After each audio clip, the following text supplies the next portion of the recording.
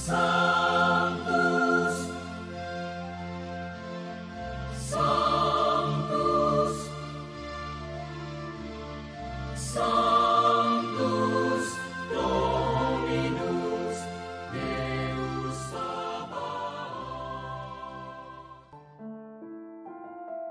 Salam jumpa kembali saudara-saudariku yang terkasih dalam Tuhan kita Yesus Kristus.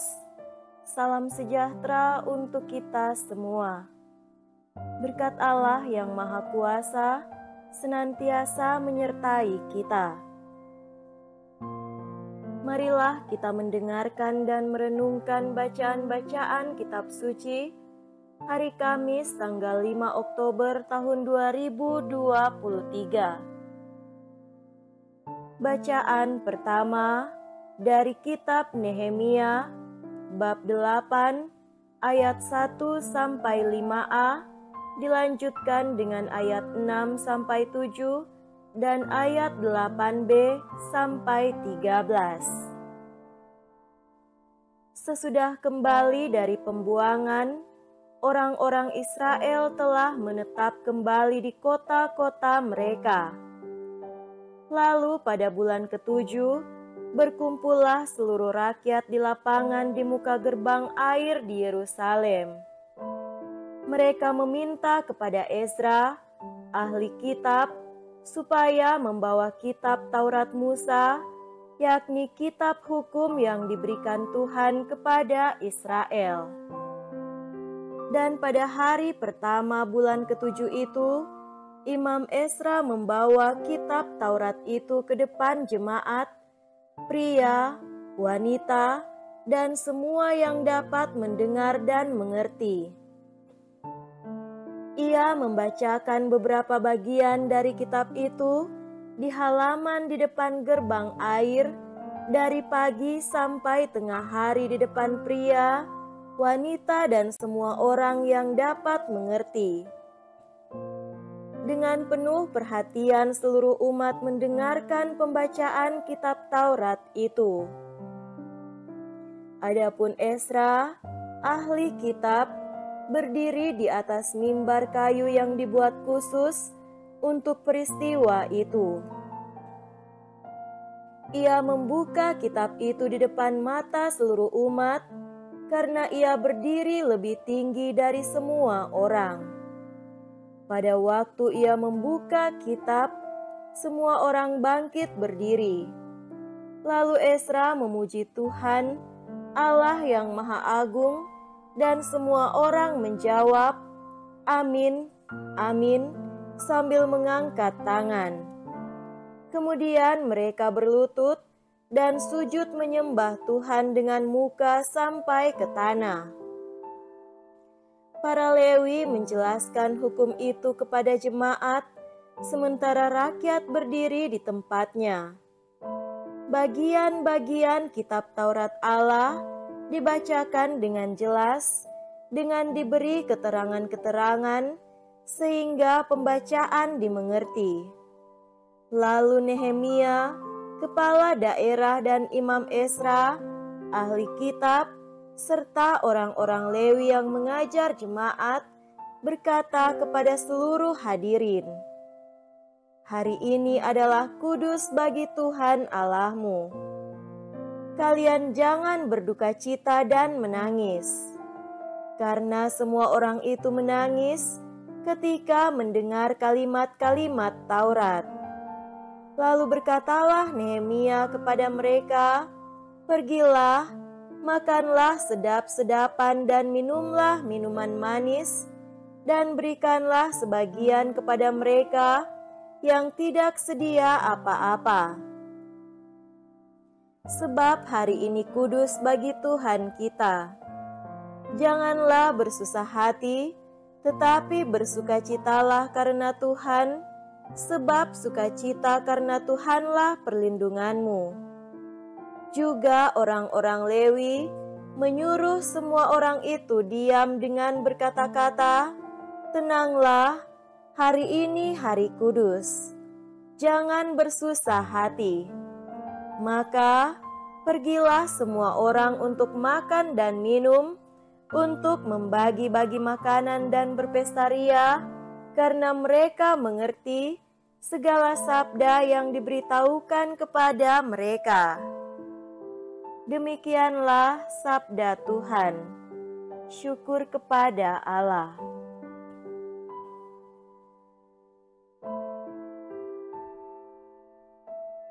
Semoga Tuhan beserta kita sekarang dan selama-lamanya.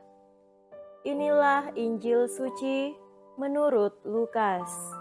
Dimuliakanlah Tuhan. Injil Lukas bab 10 ayat 1 sampai 12. Pada waktu itu Tuhan menunjuk 70 murid. Ia mengutus mereka berdua-dua mendahuluinya ke setiap kota dan tempat yang hendak dikunjunginya.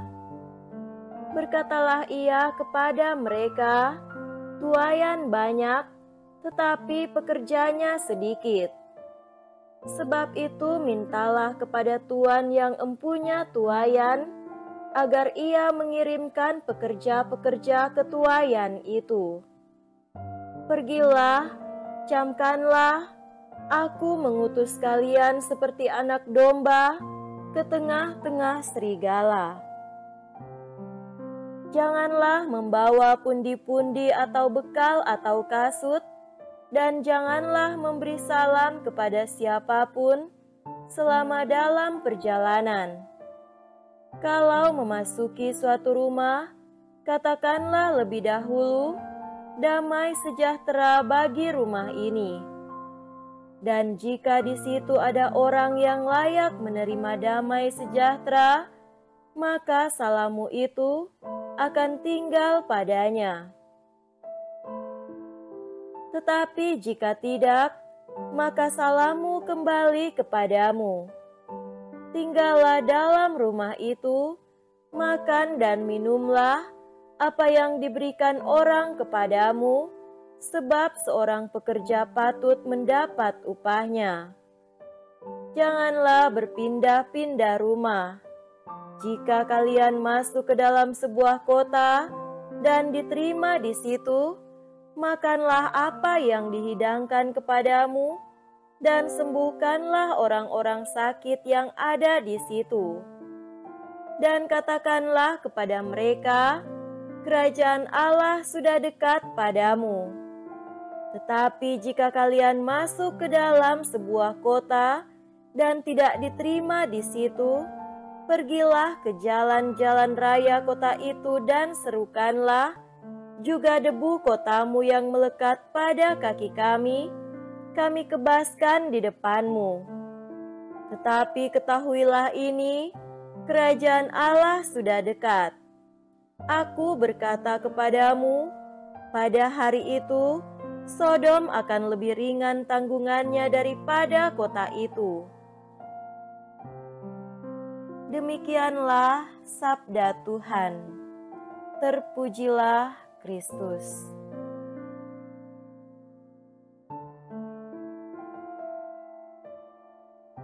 Saudara-saudariku yang terkasih dalam Tuhan kita Yesus Kristus, tema renungan kita pada hari ini adalah 70 murid adalah kita menerima perutusan dan rahmat Allah. Dalam Injil hari ini, para murid diibaratkan seperti anak domba yang datang ke tengah-tengah serigala. Domba biasanya tidak dibiarkan sendirian berada di tengah-tengah serigala. Ada gembala yang siap melindungi. Oleh karena itu, tak mengherankan bila mereka dinasihati agar tidak membawa kelengkapan pribadi seperti uang, bekal, alas kaki, jangan menyalami orang di jalan, maksudnya tak usah mengharapkan diantar. Itu semua tak perlu. Sudah ada yang menyertai.